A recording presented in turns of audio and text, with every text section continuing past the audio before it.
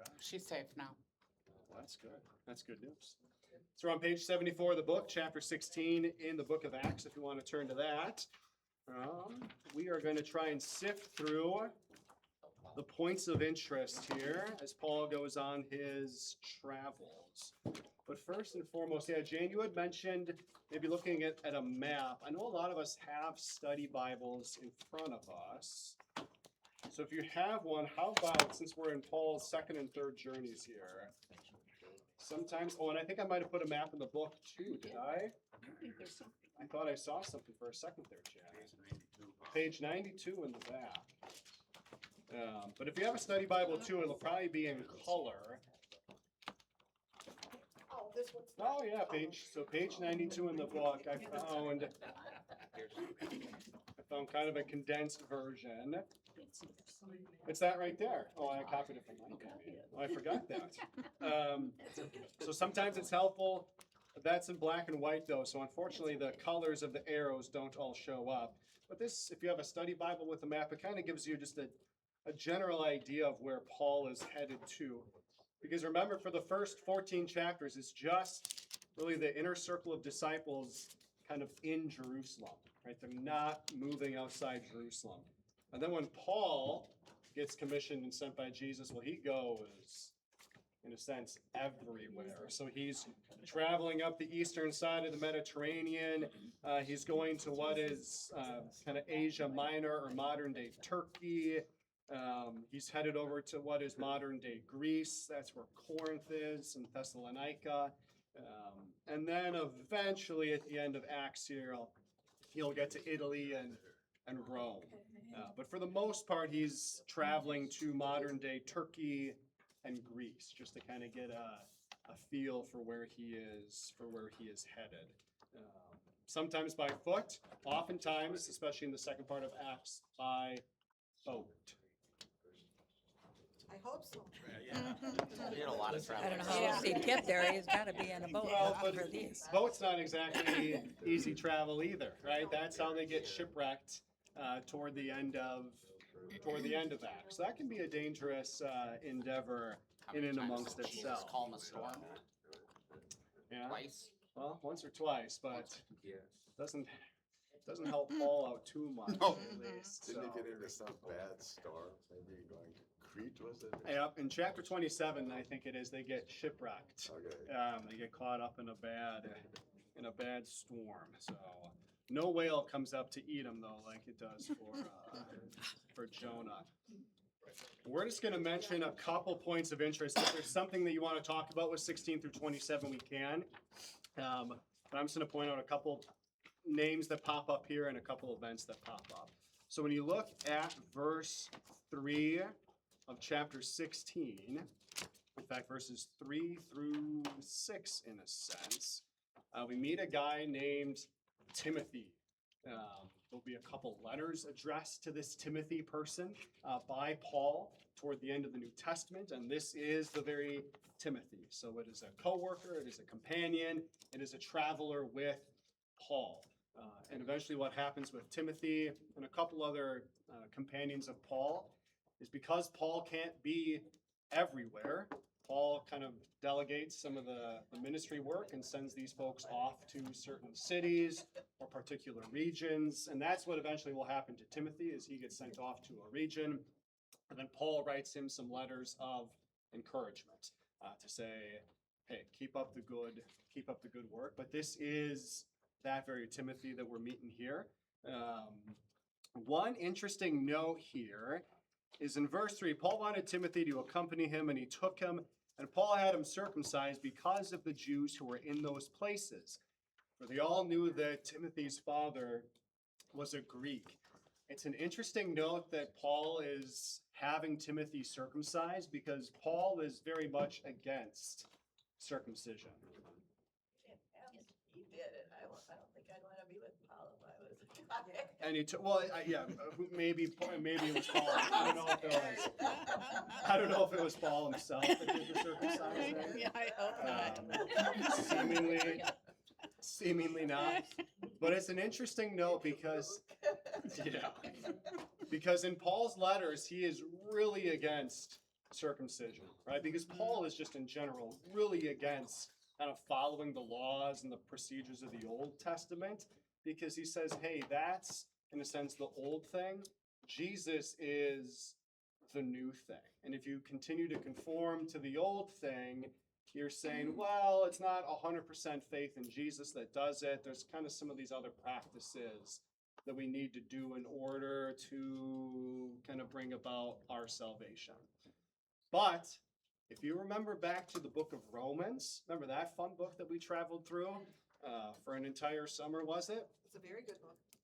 It was, but it was dense. If you remember, buried in like chapters, I think 12 or 13 or 14, Paul talks about strong Christians, if you will, and then weak Christians.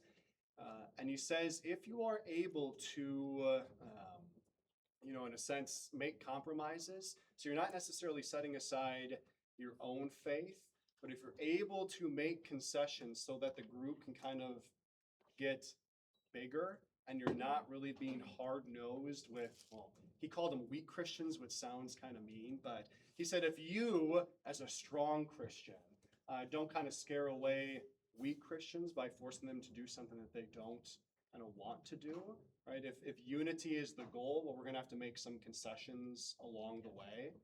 So that's how I read what's happening here with Timothy. That although Paul is really against circumcision, if he's got a big faction of people around him who are saying, hey, this guy really needs to be circumcised.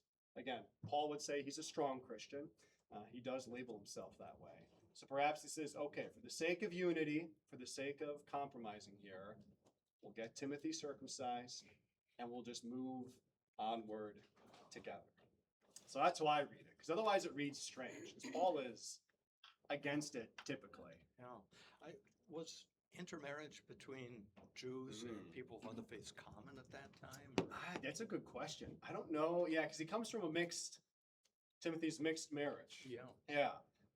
Another commentary I read said that maybe, right, so if he's coming from a mixed marriage, perhaps he should have been circumcised as I see. a child, and it just never happened. Like his parents never did what they were supposed to do. So perhaps Paul is just rectifying something that should have been done years prior, because it was a mixed marriage of Greek and Jewish background.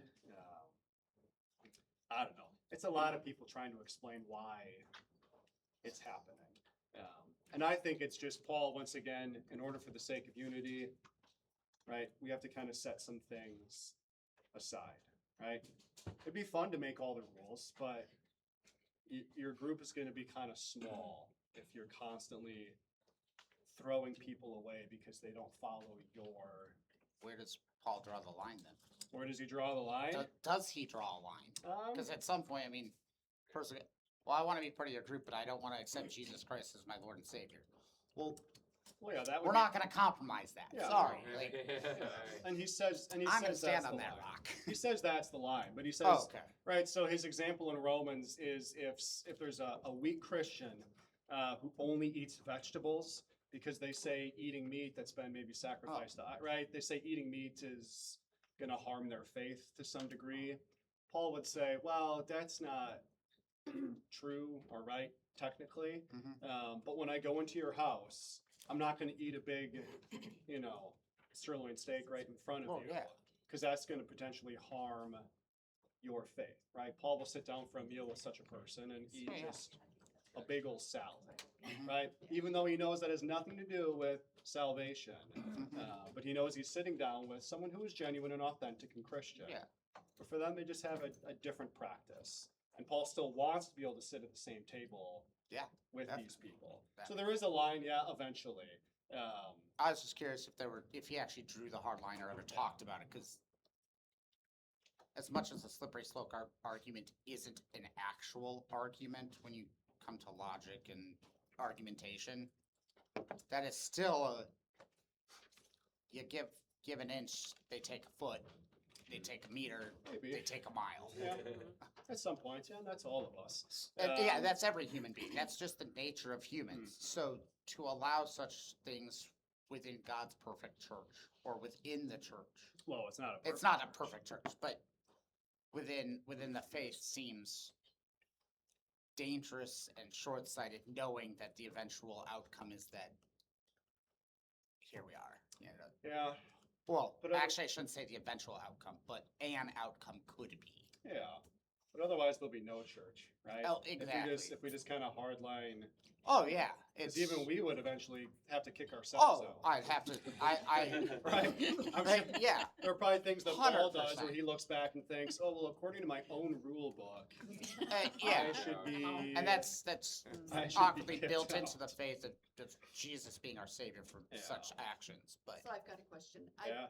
I've never known the answer to. Uh-oh. Why is circumcision such a religious? You know? Good Old question. Well, so it shows up in the book of Genesis, right, with God and Abraham, and God's making a covenant with Abraham, and God says this will be the sign, in a sense, of the covenant. Now I think we've maybe talked about this before, like the actual why circumcision is. Does it have some health background behind it that the text never really alludes to that, so maybe is that lurking in the background? God is setting Abraham and the Israelites apart from the other nations, so is this physical mark away, right? Being set apart is kind of the spiritual thing, so is this a physical way to see, oh yeah, that guy is set apart from all these other people, and we can physically see that they've been set apart because he's circumcised and nobody else is. Don't get that part either. Yeah. Because it's like all these guys would have to drop the pants.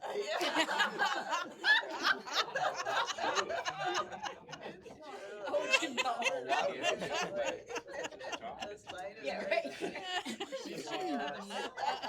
Oh, she's in, oh, yeah, that's right, yeah, you've got a nursing background too. I worked in the nursery. So remember, I mean, when we think back to Abraham, right, if we're gonna set this just purely in a historical context, I mean, we're not talking like 1,000 years ago, we're talking like 4,000 years ago, right? Like, especially when we talked about this with Genesis, it is so in the long, long ago that it's just, it is impossible to even think about. We try to think about Abraham roaming the earth, but it's so long ago that just everything is different. So maybe that was a normal thing to say, hey, are you set apart or no? But the text itself doesn't give us necessarily a nice, well, Okay, here's that's like the always nice. rationale, other than it's God making a covenant, you're being set apart. We can maybe think about the logic behind it, but it's also weird to think about too, because you gotta think about it at that time. It's not like they had antibacterial. An infection would kill you. Stuff that we take, you know, anti-inflammatories for. Guess what? We didn't have anti-inflammatories when we didn't have antibacterial. We didn't have like. So to do such an, yeah. it would have been considered. I would assume it was not considered invasive, but for the technology time, we would be like, "You're gonna do what? Yeah. You're gonna perform surgery without." So So it's yeah, a- the drainness. It's a good question, Terry, and the text never gives us a nice, well, like the text often does, right? It doesn't ever really give us kind of nice, crisp, clean answers as to why. I'd be curious if it came from a human or if God ordered it, or if someone's like, "Well, we're just gonna do this to show our love for God." Yeah, I mean, That's like tattooing my first girlfriend's name on my ass. Well, Yeah. it's not the same because God's friend, but you know what I mean. Like, yeah, I'm doing something permanent. yeah. That's The I may the regret. text Right? has it in reverse, right? The text has it God coming to Abraham saying, Yeah. this is going to be the sign. Oh, okay. Yeah, the text, yeah. And that's what, it is important to remember that the covenant isn't Abraham coming to God saying, I messed up, can we broker some type of deal together?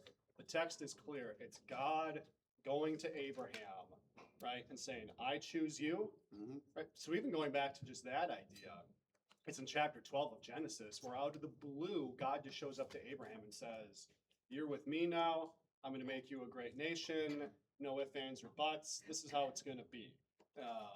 And that's important that it's God coming to Abraham first. And there's not this back and forth. It's not that Abraham needed extra. Like, even that, we don't know why God picked Abraham. We look back now and think, well, he's a man of great faith, etc. But the text doesn't give us an introduction to Abraham that says, oh, well, this was like the best guy that was living in the land. This is why God showed up and said, I pick you. It was just God showed up and said, you're with me, which to me is really good news. Because if we have to do something about this, You know, in that one- makes me nervous. In one sense, I was just thinking about it historically. God has said to Abraham, "This will be your land to live in." And for the first time in a long time, they had been moving around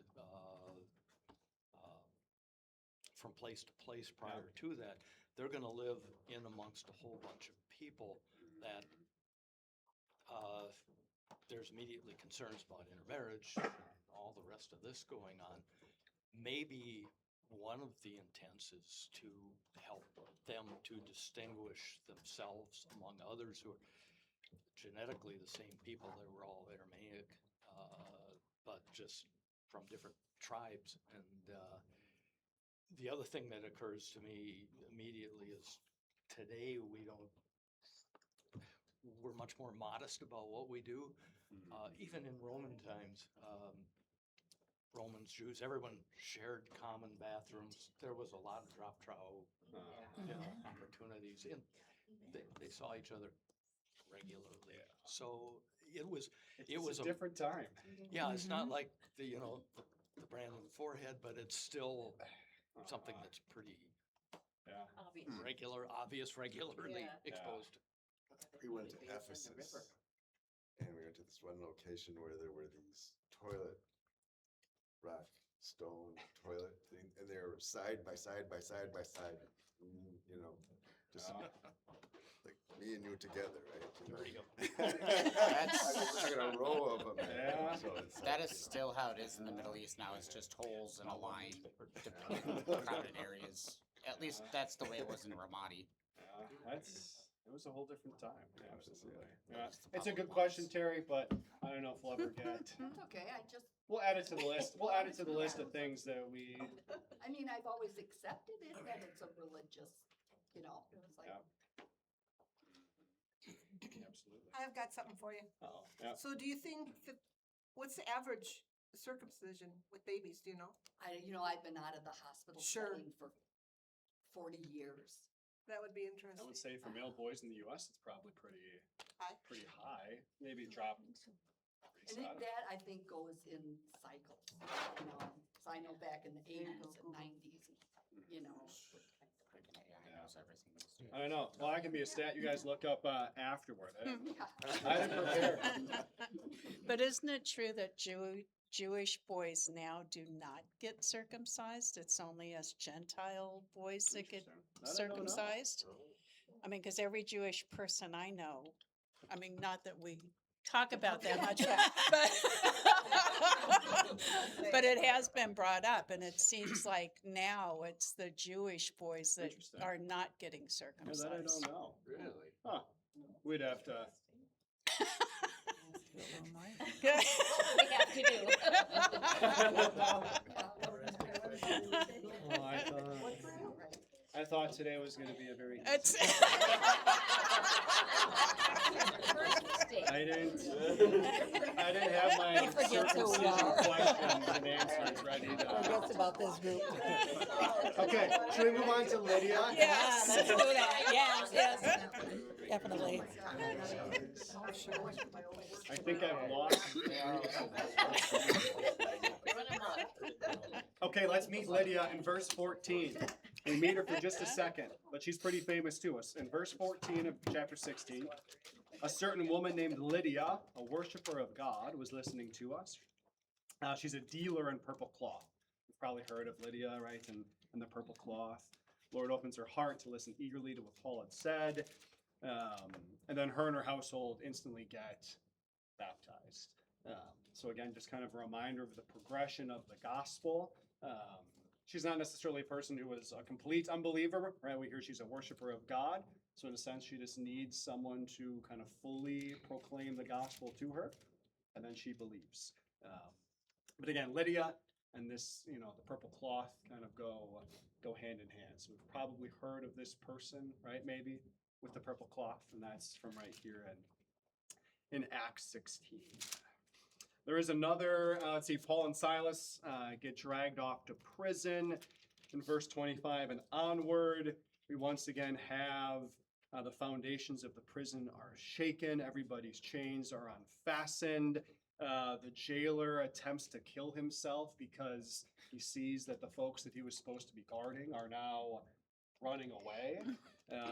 So that's in verse 27, that little graphic detail. Paul says, hey, don't do that.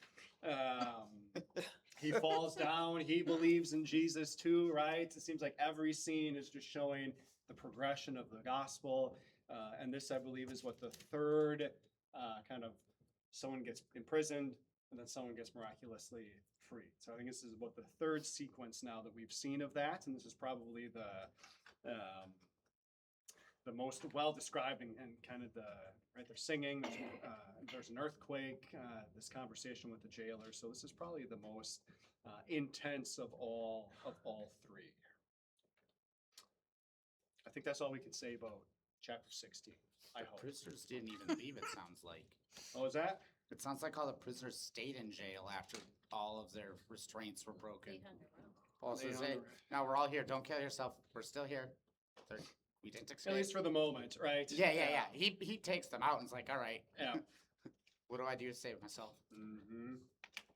Yeah, it's quite the sequence, absolutely. Okay, we good with 16? Well, I like the story about why they were thrown in prison, about the girl that was, she told the future. Oh, yeah, because that's in verse, the female slave from verse 16. Yeah. Yeah. She earned a great deal of money for her owners by fortune telling. And verse 16 of chapter 16. They, in a sense, they set her free, right? The demon is excised in verse 18. And then in verse 19, the money-making operation is gone. And then they put him in. And then they get put in prison. That is fascinating. It is a lead up though, because eventually in chapters 18 and 19, right, it is showing that the gospel message is in a sense disrupting local economies, right? That'll happen as they continue their journeys, but it is showing how it's not only disrupting like people's hearts, right, by converting to Jesus, but it is actually also disrupting local economies too. Right, because people are changing behaviors, they're changing ways of living, they're changing ways of being. Perhaps people are no longer giving monies to idols or temples, right? And now they're maybe giving money to the poor. Well, there's a lot of money in these temples to different idols. That's a whole ecosystem itself. That's part of the reason why Jesus clears the temple in Jerusalem. Right? Because there has to be a whole economy of buying and selling doves and sheep, because when people come to Jerusalem, they need to then make a sacrifice at the temple. Well, people often aren't going to haul a sheep, right, from like 60 miles south to the temple. So what do you need at the temple? You, in a sense, need a marketplace, right? There has to be this kind of economy at the temple. Well, and if that gets disrupted, you're probably going to have some very angry people, because that's a money-making machine, right? Because people need to come to the temple, they need to buy these things. And if Jesus shows up and says, nope, not anymore, if Paul and Silas are suddenly excising these demons or disrupting, right, within the city of Ephesus, I think it is, they're disrupting a local cult. When you disrupt the people who make a lot of money, yeah, you get into trouble when that starts to happen. So they'll find themselves in hot water. Well, they find themselves in hot water here, and they will later too. But yet, that's what this is what God wanted in the beginning, was sacrifices. So they're only doing what they were told to do by God. So therefore, because they come a long way, their animals that they're gonna bring are probably gonna die on the way. Yep. So, What are they supposed to do? right, But they started misusing. right, I get what you're saying, but Jesus said no more. So, I mean, it's gonna take so long for them to realize why there's no more, cause Jesus dies on the cross. But even in the Old Testament, right, the prophets start to condemn, right, we have God saying your sacrifices, right, your burnt offerings mean nothing. Oh, that's right, did that happen back then? Never mind.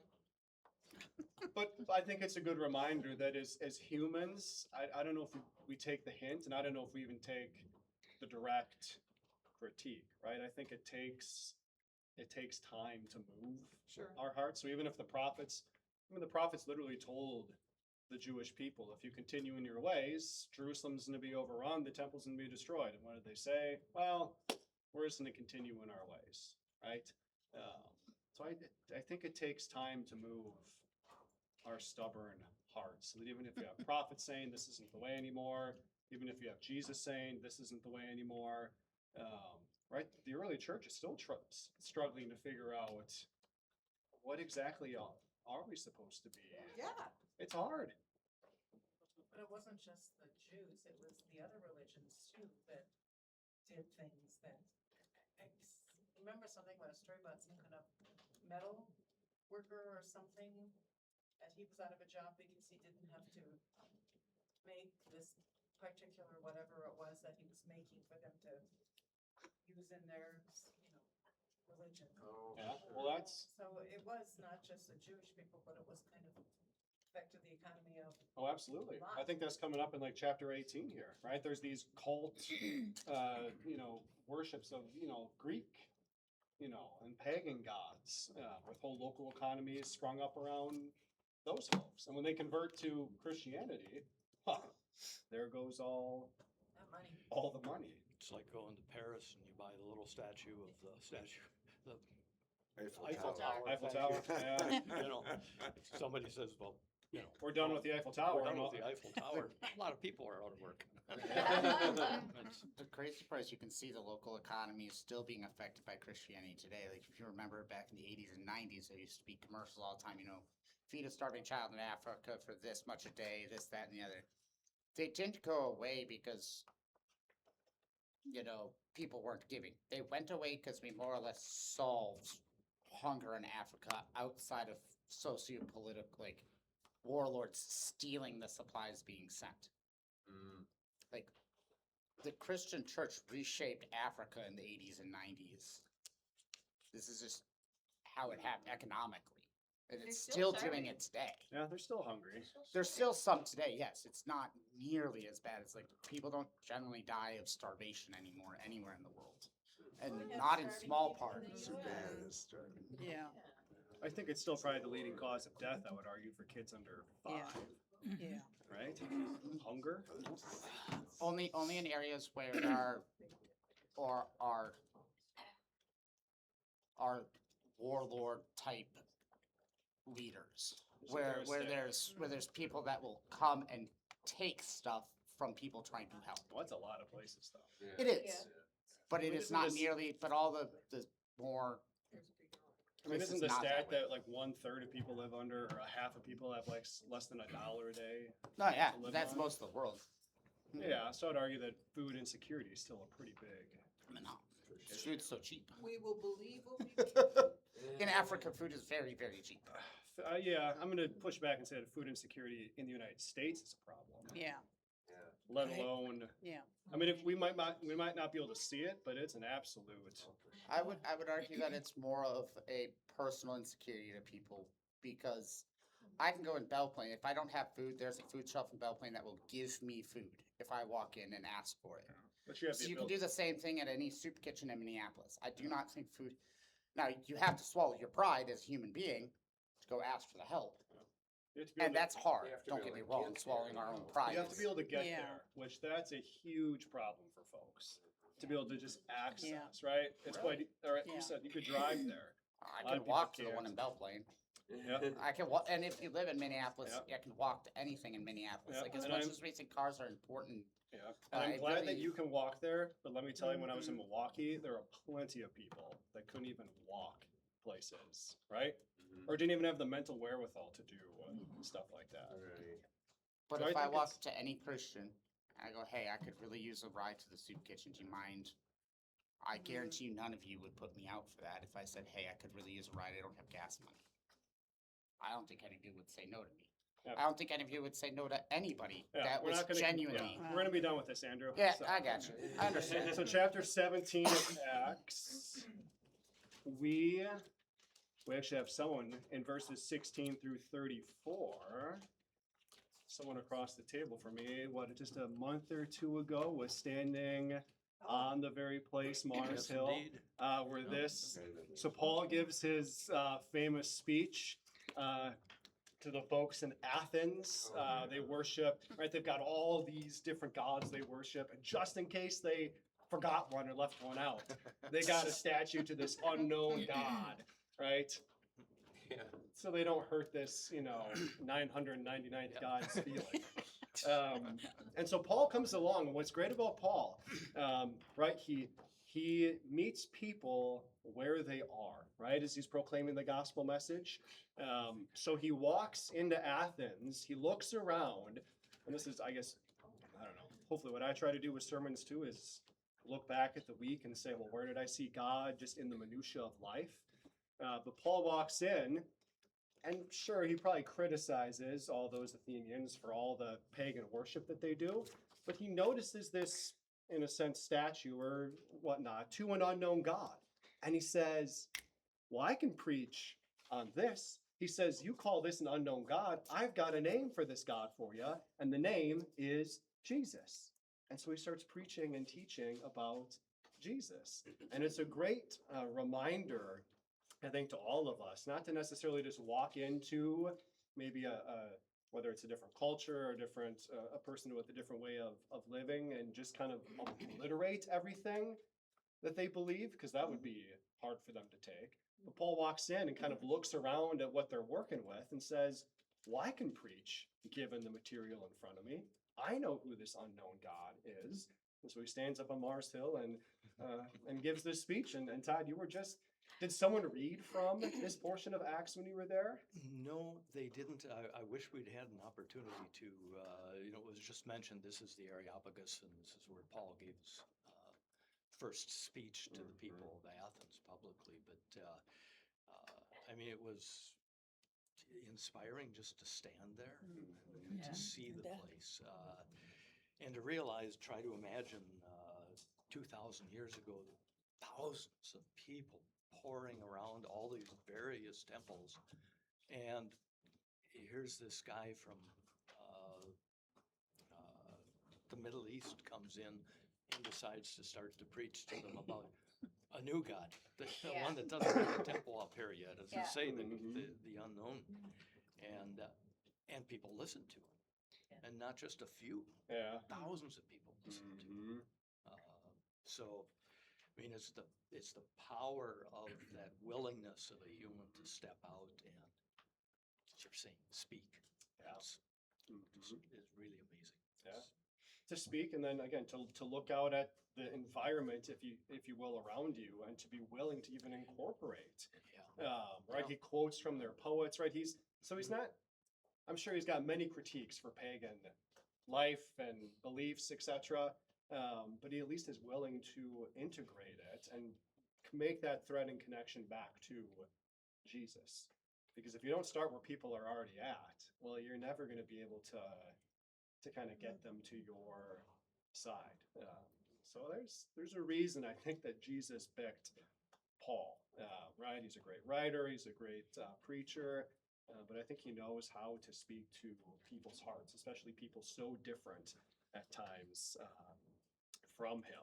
And you're right, many people believe, but as is the case in verse 32, especially when people hear about the resurrection of the dead, this is a belief, whether in Jewish culture or pagan culture. Some people believe in a resurrection of the dead, and other people say, No, this is a very silly thing that you talk about Paul, and that often becomes the stumbling block for people. Okay, chapter 18. Let's see. Oh, we meet more people in 18. Yes, in verse 2 of chapter 18. Again, in the book of Romans, in chapter 16, Paul had like a list of 30-some names that he greeted that were up in Rome. One of the first names he listed was Aquila and Priscilla. They have a house church, seemingly, maybe in a couple different spots, but up in Rome, those two are. And so we hear about them here. They are also tent makers in verse 3, like Paul is. So Paul still got a side job while he was doing all of this traveling and preaching too. Yeah, so we've got a couple here, and they become like Timothy, like Silas, like Barnabas, like Mark, right? It's not just Paul doing all this work, right? And it's a nice reminder as we all sit around the table here. It takes all of us, right? Like you don't have to be like Paul, right? You could be a Timothy, or you could be a Silas, or right? It takes all of us doing this work together. So it's a nice reminder that it takes a lot of people, which is good news because here we all are. Oh, let's see. I think this is the section here. Sorry, with VBS, I haven't had a moment to stare at. What? Stare at this text. In chapter 18 here, he does head home. This is where I've mentioned before, it's hard to maybe distinguish where his second mission ends and Paul's third mission begins. It kind of happens in like verse 22 or 23 of chapter 18. So they go up to Jerusalem in chapter 18, in verse 22, and then went down to Antioch. After spending some time there, he departed and went from place to place.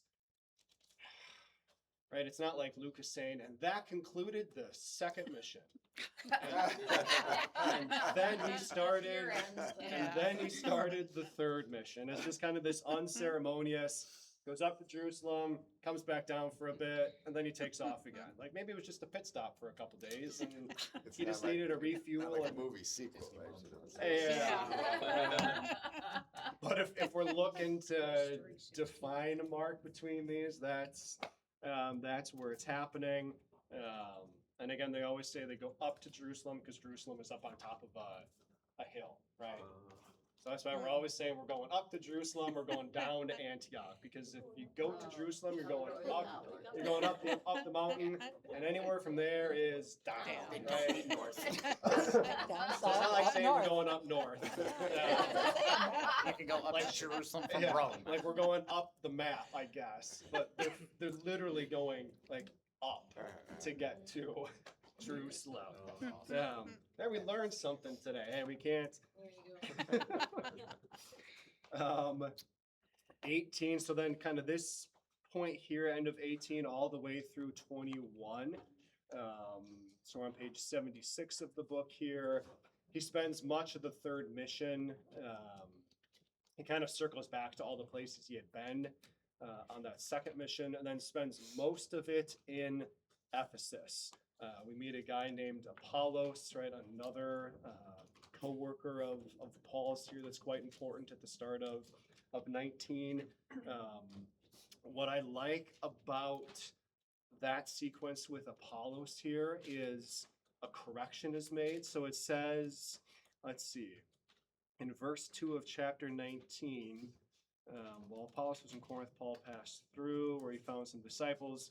Yeah, he said to them, "Did you receive the Holy Spirit when you became believers?" And they said, "No, we've not even heard that there is a Holy Spirit." And so Paul asked these, quote unquote Christians, he says, "Well, then in what name were you baptized?" And there's like, "We were baptized into John's, like John the Baptist's baptism." And so Paul has to offer correction. It's a nice reminder that even though, right, all of us sit around the table and, right, whether Christian or Lutheran or whatever we might be, there's always room for learning, right? There's always room for someone to come in, and it can be hard to get that corrective word sometimes, because that's what Paul is in a sense doing with Apollos here. There's always room for learning and growth, right? It can be hard sometimes to set aside old, well-worn theologies to pick up something new. I totally get that. But it's a nice reminder that there's always room for being corrected, right? For learning and for growth. So, well, it can be really hard, and I'm in that same boat. But it's a nice reminder here at the start of 19. Oh, we get more, again, we get some strange sequences here, especially in verse like 14 and 15 of chapter 19. We get 7 sons of a Jewish high priest who are trying to excise demons. The demon is speaking. I don't know if we need to spend too much time talking about that. In verse 23 and 24 is where I'm referencing local economies starting to get disrupted. So in verse 23 of 19, about that time, no little disturbance broke out concerning the way. That's what early Christians were known as. A man named Demetrius, a silversmith who made silver shrines for Artemis. Artemis is the cult goddess, if you will, in the city of Ephesus. Brought no little business to the artisans. And in verse 25, men, you know that we get our wealth from this business. And Paul has persuaded a lot of people up and down the coasts, saying that gods are not made by human hands, right? They're not these little idols that we can make for money, but that God lives, right? You know, in a sense, up in the sky. That God is Jesus, and so he kind of maybe starts this little rebellion, and because the Artemis cult in Ephesus was like extensive, right? Like well known beyond the pages of the book of Acts here. So they're coming up against a money-making cult like machine, which is like, have you been? I've been all these places. Actually. I went to the Footsteps of Paul trip with That's Joel right, yeah. or whatever. Mm-hmm. So I've been there with it. Anyway, you talked about Mars Hill and someone preaching. He preached that Yeah. sermon on top of that. Mhm. It's more like a rock. That's It's a big rock, but it's kind of elevated. like a rock And outcropping. The city buildings just over. It's huge. It's like Athens is just all these stone homes, white, it's all white, you know, just massive. Yeah. Huh. What's that? Sun bleached. Sun bleach. Sun yeah. bleach. There we go. Yeah. But you don't see like 494s that big. No, that's fair. That's fair. Pastor Brian, I Yeah. have a question. Absolutely. So when did they start making cross necklace jewelry? When did that start? When do they start making cross necklace jewelry? Maybe just a switch. Yeah, because you couldn't wear a cross. At least in Catholic, you couldn't wear a cross around your neck as jewelry. And I was surprised, right?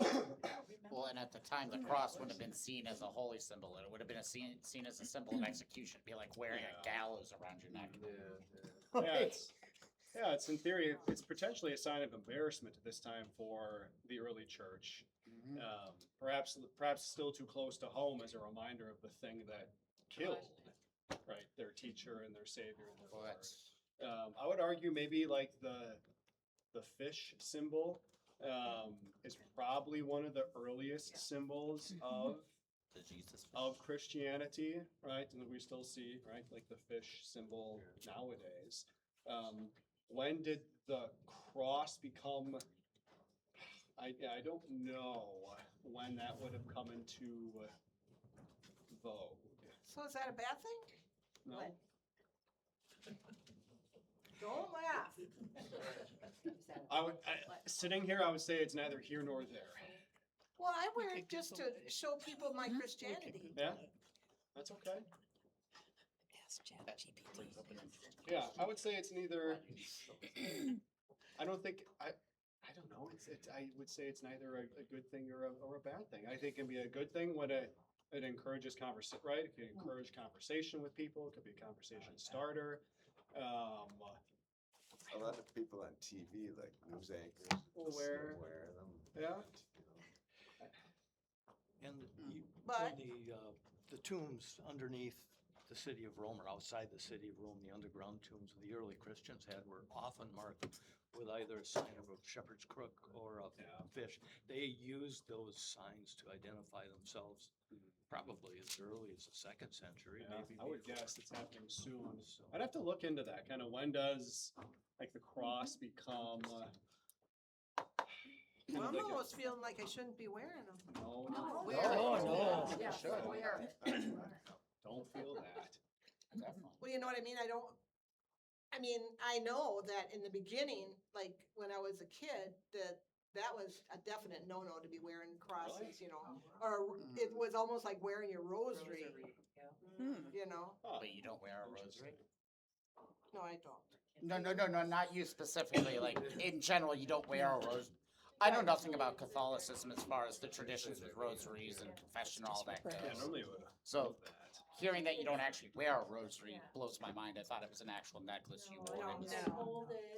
For the I think it's purse. just, I think it's just up to you. Oh. So that's where you might. It's up Well, it's to you, my the way of person. showing people that, Yeah. you know, and that's one thing I like wearing is jewelry, but the sad part is I have so many other earrings, but now I feel like I really want to wear the cross earrings, you know what I mean? Yeah. Just to show people I that think I am. I think that's just up You to make you. a statement. That's Yeah, up to you, the exactly. person. I'm advertising. Absolutely. That's up to you, the person. Absolutely. So I wouldn't feel bad about that at all. Okay, so we've only got 7 minutes left. Hurry. Let's see. Exactly. Yeah, so we got the cult of Artemis being disrupted. That takes a big chunk of 19 and chapter 20.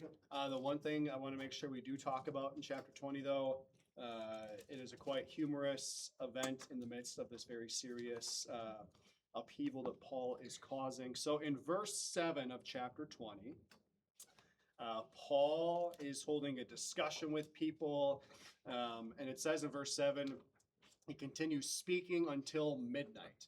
Right, so if I started preaching in this room, like upper room, in the afternoon, it's midnight, and he's still talking. There were many lamps in the room. A young man who was sitting in the window began to sink off into a deep sleep.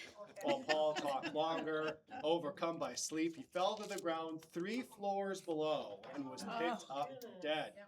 Paul went down and bending him over, took him in the arms and said, "Don't be alarmed, his life is still in him." Then Paul went back upstairs, and after he ate some food, he continued to converse with them until dawn. Now, I like to think, it doesn't say if that young man was able to leave the meeting, but I like to think that Paul preached until midnight. This guy falls out the window. He dies. Paul says, "I wasn't done yet."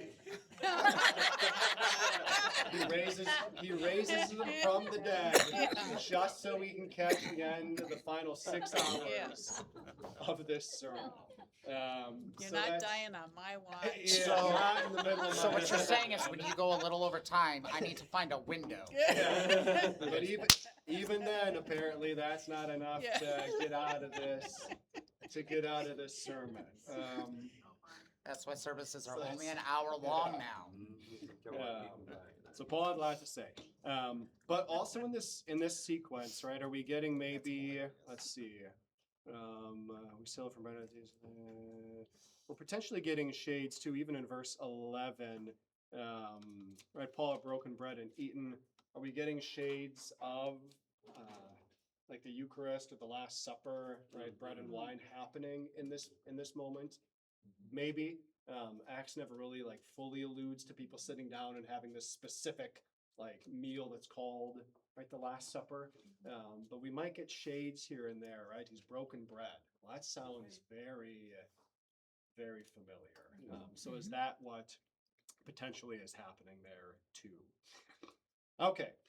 So after Paul thankfully raises this guy back from the dead, he's got to work on preaching more exciting sermons, I think. Yeah. Right? Maybe that's his problem. They continue sailing Right. throughout 20. Let's see, and how does this finish here in 21? Well, they're taking the boy alive. Oh, they keep saying. Oh, we forgot, I didn't mention the we sections yet. We've already skipped over a few. When you look in chapter 21, I mean, look at the very first verse of chapter 21.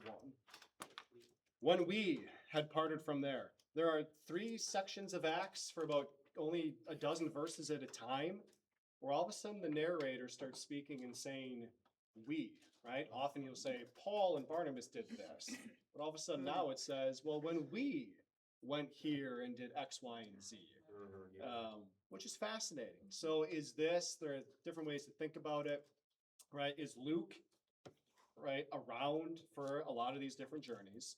So perhaps here in chapter 21, verse 1, he's around for this very specific journey, and he's just writing, well, when we did this, because he, as the author, maybe he was there.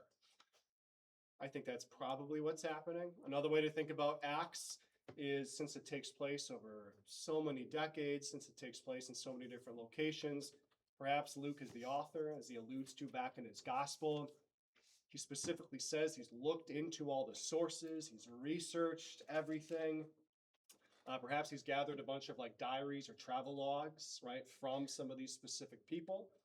And so perhaps right here in chapter 21, he's turned to someone's diary or travel log, and they happen to write, well, when we did X, Y, and Z. And now Luke is just, in a sense, reporting it back, kind of verbatim, maybe a little strange coming off his tongue, but he's just, again, using the sources, as he said he was doing. I think it's more or less he was traveling with the group in these moments, and we're getting a real close-up encounter. Time, oh yeah, we only have 2 minutes left. This is the end, then, chapter 21, here in verse 16. He arrives back at Jerusalem. And starting here, it's not going to go well for Paul. So if you remember in Romans, he was writing to them, and he seemed to be a little bit nervous to go to Jerusalem. He was making his travels. He wanted to go back to Jerusalem, but he was concerned that he might face resistance, kind of from the Jewish faction of Christianity, because they don't necessarily like Paul saying we don't have to listen to any like the old Jewish laws and traditions. So this is where he gets back to Jerusalem here at the end of 21, and he'll eventually be arrested pretty much immediately.